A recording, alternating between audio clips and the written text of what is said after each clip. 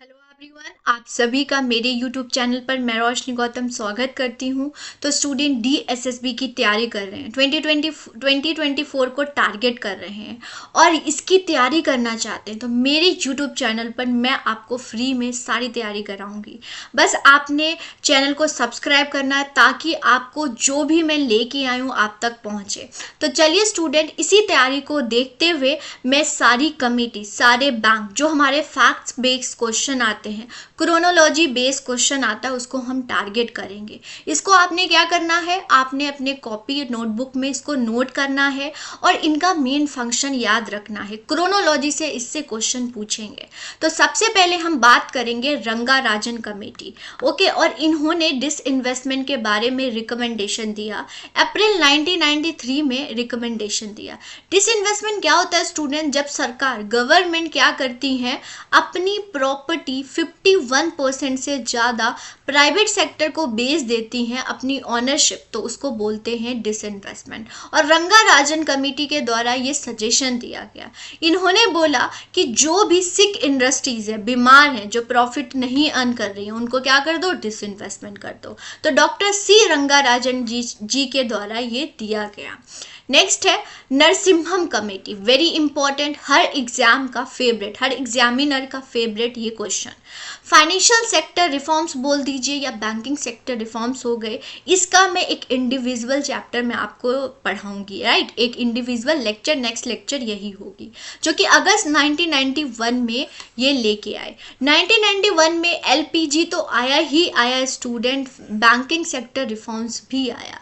Banking sector में बहुत ज़्यादा rules regulation central bank means RBI का था, तो इसको जो है रूल को लिबरल करने के लिए, जो एसेट रिकंस्ट्रक्शन, जो लोन देती हैं बैंक, वो वापस नहीं आता, इन सब के लिए जो सॉल्यूशन दिया गया नरसिम्हम कमेटी के द्वारा दिया गया था।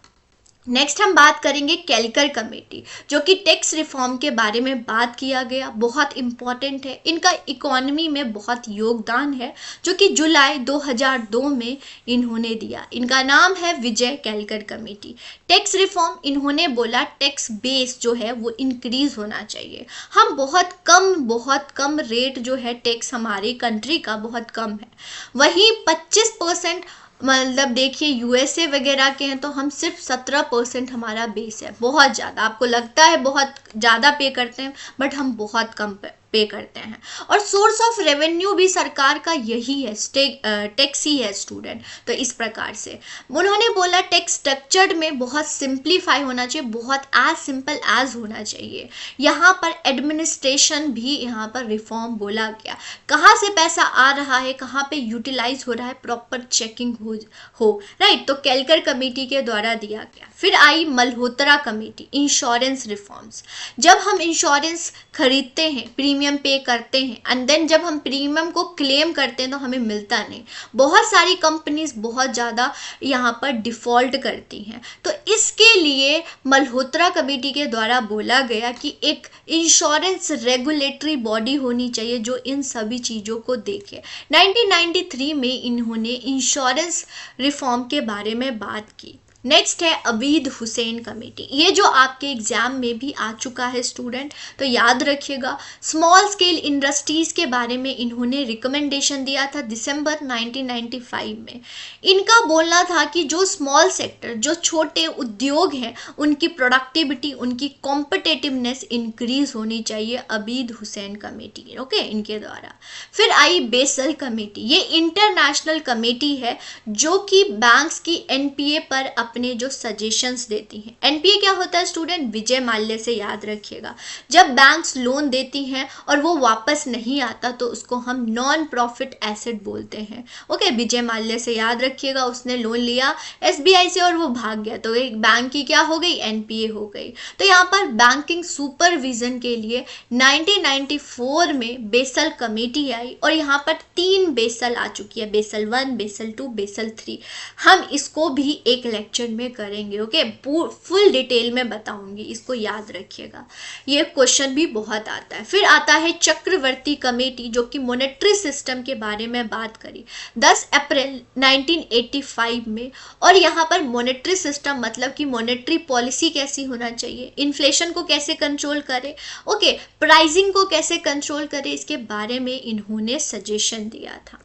नेक्स्ट है Deepak Parekh committee, UTI, unit trust of revival.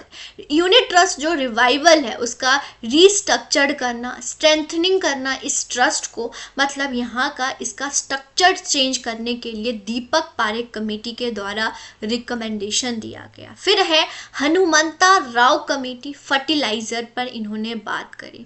Student, आपको अगर पता हो, नहीं भी पता हो तो मैं आपको बताऊं, सरकार का सबसे ज़्यादा सेकेंड जो लार्जेस्ट सब्सिडी है वो फर्टिलाइजर पे जाता है। और 1998 में इन्होंने बोला कि फर्टिलाइजर की क्वालिटी इंप्रूव करनी चाहिए, एफिशिएंसी इंक्रीज होनी चाहिए। और यहाँ पर आप लोग सुनते होंगे न्यूज़ में, अब आ गई है गोल्ड यूरिया। ओके, इस प्रकार से। नेक्स्ट हम देखेंगे राजा चिल्ला कमेटी। इन्होंने भी टैक्स रिफॉर्म के बारे में बात करी थी अगस्त 1991 में। इन्होंने टैक्स स्ट्रक्चर रिफॉर्म के बारे में बात करी कि टैक्स स्ट्रक्चर कैसा होना चाहिए, टैक्स बेस जो है ब्रॉडर होना चाहिए, रैशनलाइज होना चाहिए, सिंप्लीफाई होना चाहिए और इक्विटी होना चाहिए। इट मीन्स जो पे कर सकता है उससे लो, जो नहीं पे कर सकता उससे मत लो। तो राजा चिल्ला कमेटी टैक्स रिफॉर्म के बारे में बात।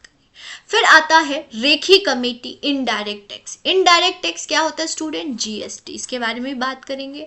मतलब यहाँ पर इनडायरेक्ट टैक्स में शिफ्टिंग पॉसिबल होता है। सरकार जिस पे डिवाइड करती है या तो वो पे करता है या तो वो क्या करता है, शिफ्ट कर देता है, तो उसको बोलते हैं इनडायरेक्ट टैक्स। जैसे GST, goods and service tax, 1994 में ये लाया गया। ओके, तो रेखी कमेटी के द्वारा इनडायरेक्ट टैक्स, ये भी इंपॉर्टेंट है, इसको नोट करेंगे।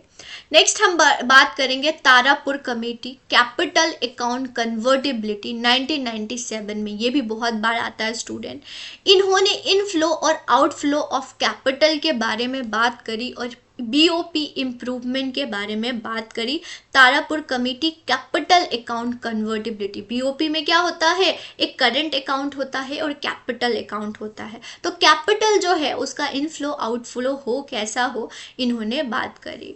फिर आता है विगुल कमेटी, जो कि money market. Okay, financial market दो प्रकार की होती है, मनी मार्केट और कैपिटल मार्केट। तो मनी मार्केट कैसा होना चाहिए, 1987 में इन्होंने दी। और इन्होंने बोला कि बॉर्डरिंग, मतलब कि बॉर्डर इंक्रीज कर दो।